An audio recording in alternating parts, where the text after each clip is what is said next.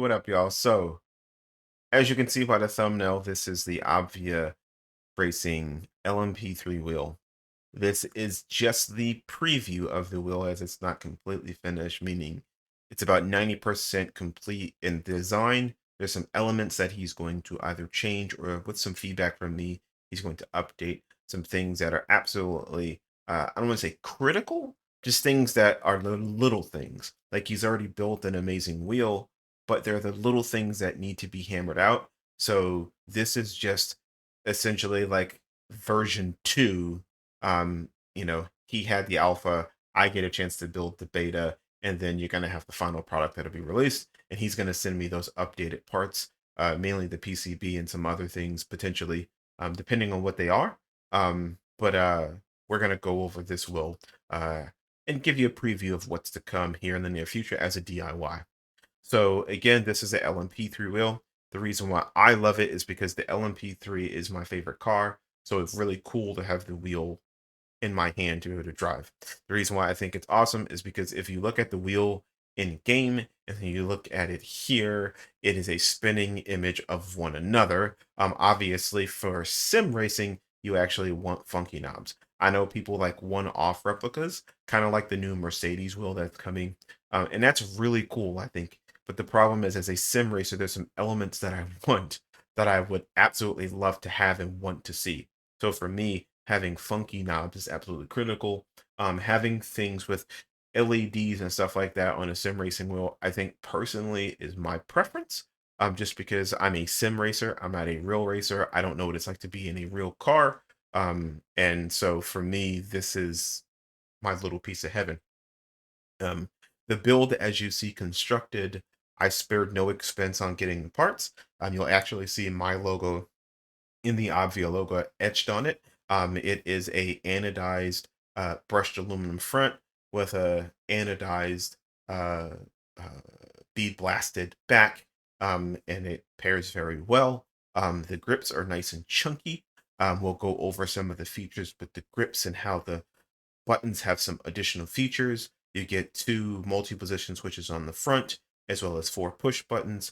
You get 4 paddles and a set of clutches, which is absolutely cool. So what we'll do is we'll get the car on and we'll take it on a quick lap so you guys can see exactly, how it works.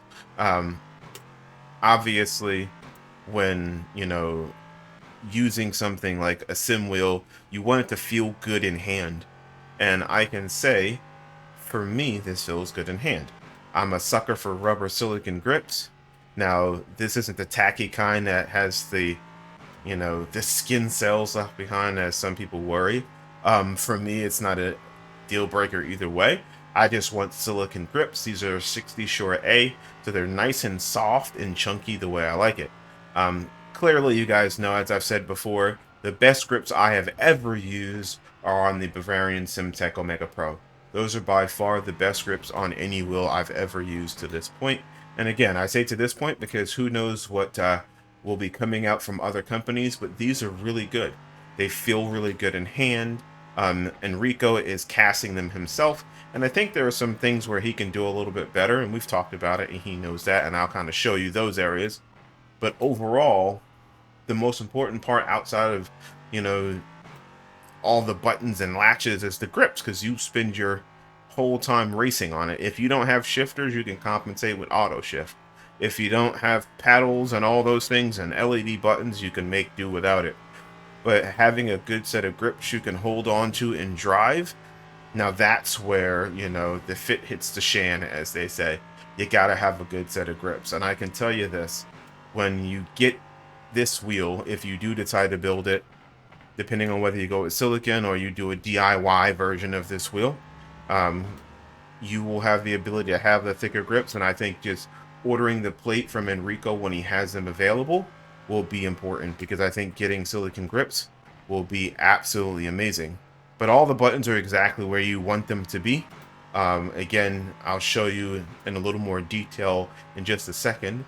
But yes, you get your shifters, your paddles, your clutches.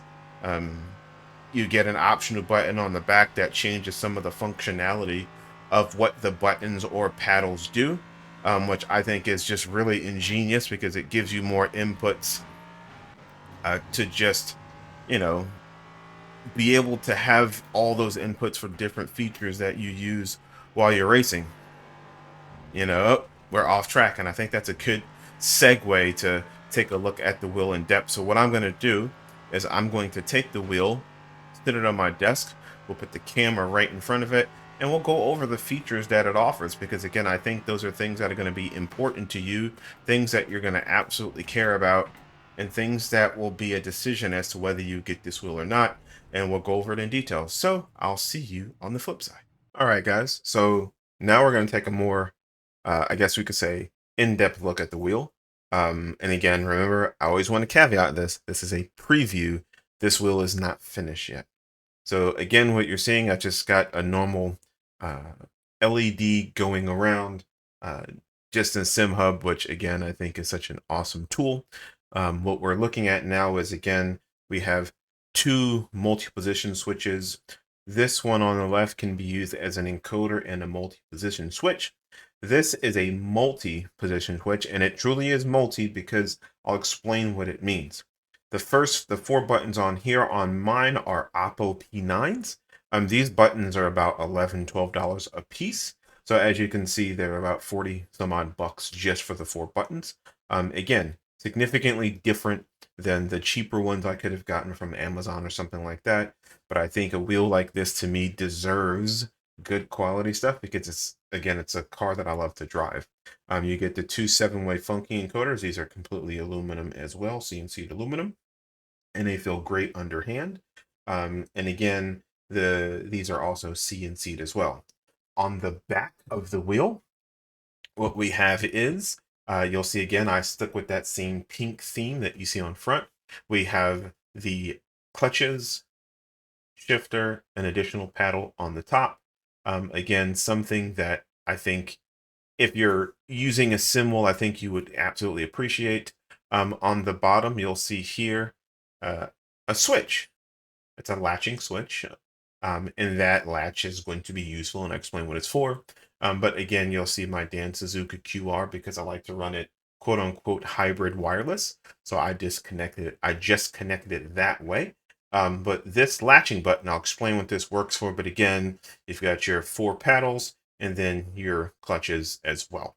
And they can be positioned, and bite point can be mapped all on the wheel. And again, when the wheel is final, we can talk about how that's going to operate because there may be some changes to how that works in the future. It's not complicated once you learn how to do it, but again, it may change, so that makes no sense to go over that there. You'll see some dust on here because I've scraped it across my desk, so I want to be careful because it's such a pretty wheel. So what I was saying is a couple of cool things. This is a multi-position switch and an encoder. If you know anything about a multi-position switch or an encoder, encoders just send pulses positive every time you go in one direction and or negative every time you go in another.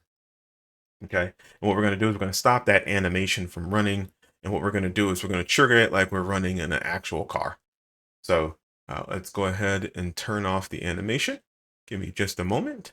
And now that that's off, we've got the rev lights on that you can see, as well as, we need to reposition some of these stickers.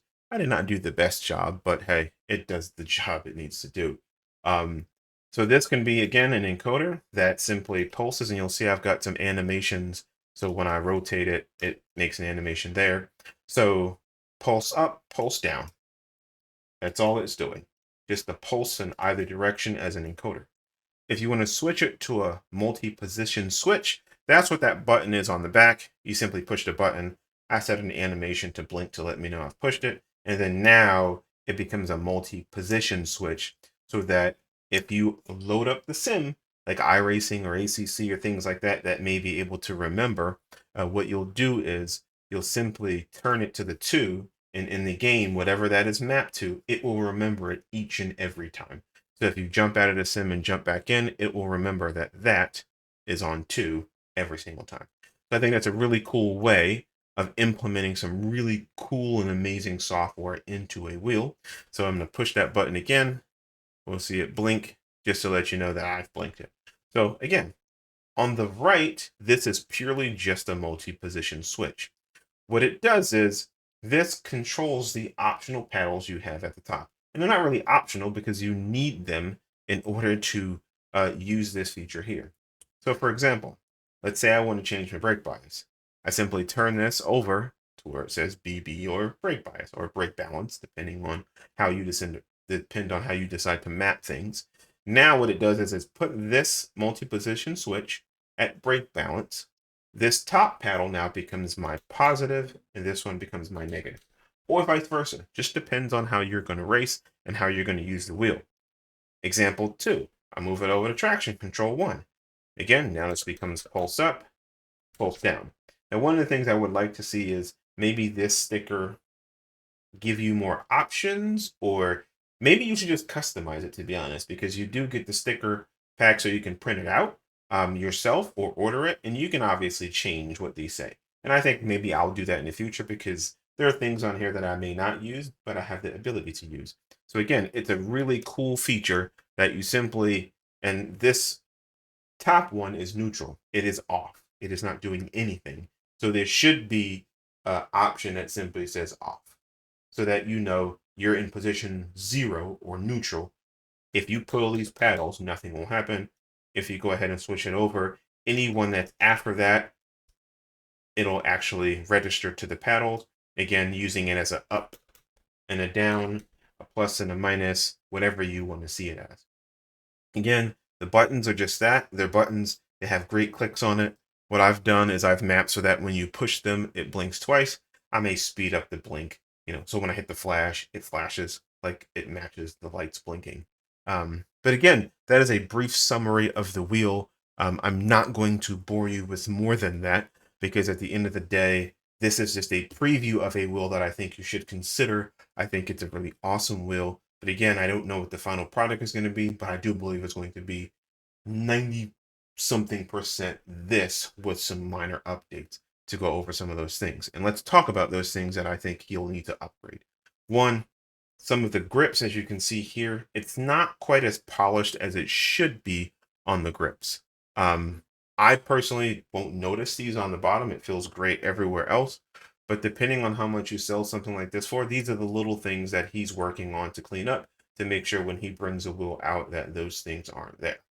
One of the other things is the PCB inside. He's going to make sure the PCB is updated because this is V1 of the PCB. It does everything I needed to do, but there's some updates he's bringing to V2 that I'll have. And once I get that, I can let you know what I think of that. So this is some little things, some where the holes are being drilled for the CNC shifters versus the carbon fiber and things like that. And what I'm going to do additionally is I'm going to show you some of the parts that you will additionally get or you can get as part of the build. I again went with CNC aluminum, but I'll show you some of the parts that you have the option of purchasing. So let's flip over to those parts. I'll talk about that and then we'll close out this video. So as we discussed, there's some parts and there's some different things you can order. Actually, these are extra parts that I paid for that if somebody wants them, I will be happy to sell them at a reduced price than what you would pay full cost, simply because I have everything.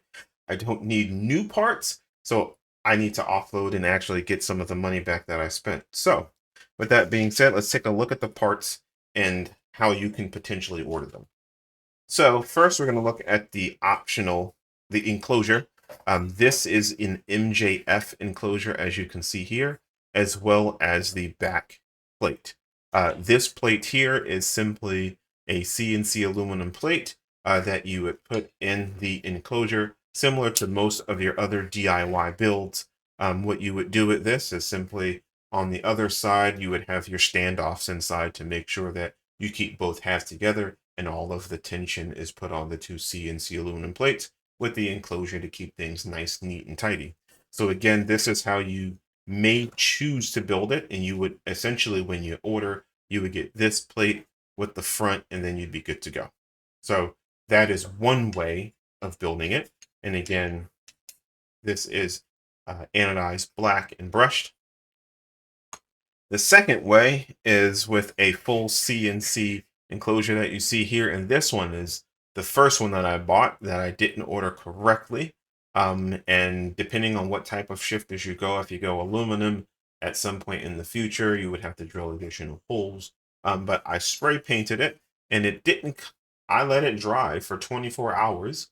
And when I put everything on and sealed it tight, these are the impressions that it made. And I didn't like some of the finishes, as you can see on top. It didn't come out as nice as I would like it, or I think that would be acceptable. So this all needs to be stripped with some paint stripper and then repaint it again. And again, full aluminum enclosure. And if that's something people are interested in, again, these parts are going to be for sale. I thought about stripping this off, but I am really reluctant to, as it's just a headache to do. And I'd much rather sell it at, a reasonable price, knowing that the person may do that. So those two pieces there. So we're going to talk about the clutches. This clutch and this clutch, and again, these are the MJF clutches with the twill carbon fiber paddles on it. I've already got the spring inside because I was going to use these initially, but then again thought, you know what, this is my dream wheel for the LMP3. So why not just go all out? So these do not have a Hall sensor or anything in it. These actually use inside, it's going to use a PCB. So it makes your life significantly easier. The only thing that sucks is putting on the spring. But if you buy these from me, these already have the spring included. So those are there as well. And again, one of my buddies did reach out to me, so he may buy a chunk of this stuff, but I have two enclosures and additional paddles and stuff that may help. This is the dual paddle. Again, what you'll see here is this is, again, MJF. This is going to use the Obvia PCB, which you would use to shift. So again, you're not using any micro switches here like you are on the CNC aluminum version. You're simply adding this PCB here, putting it here into the wonderful shifter, and then you've got your dual shift with magnets. And I have magnets, so if somebody buys this from me, I'll be nice enough to include magnets. Yeah, and if I have extra screws, I'll include those. If not, you'll have to get some screws yourself, but again, usually I try and include anything when somebody buys it. So you do have those as well. This was the original enclosure for the LCD screen. It uses a 4-inch LCD that is right here. But this one no longer works. They've made some revisions, so that's kind of pointless there.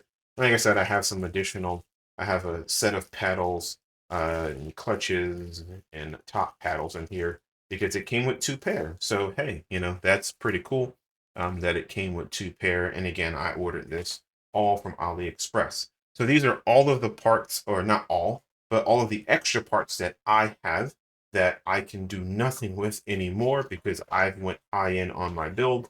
So I will be selling these again to anybody who wants them. I think one of my guys has reached out for some of the parts, but I don't know what he necessarily wants. And again, like I said, I have 2 enclosures and I have some extra paddles and things that you'll be able to have because again, I don't need all of these parts.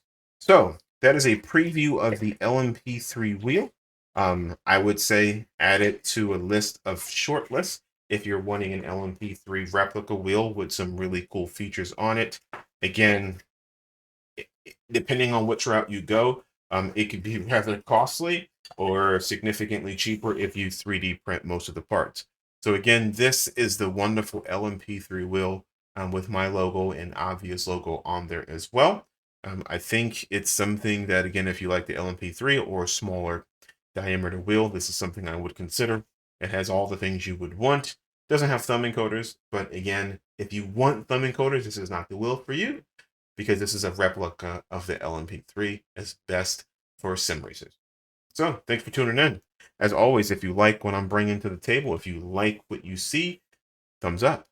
Obviously, turn notifications on, and please subscribe to the channel. Let me know what you think by leaving a comment down below, and I will talk to you on the next one. Peace.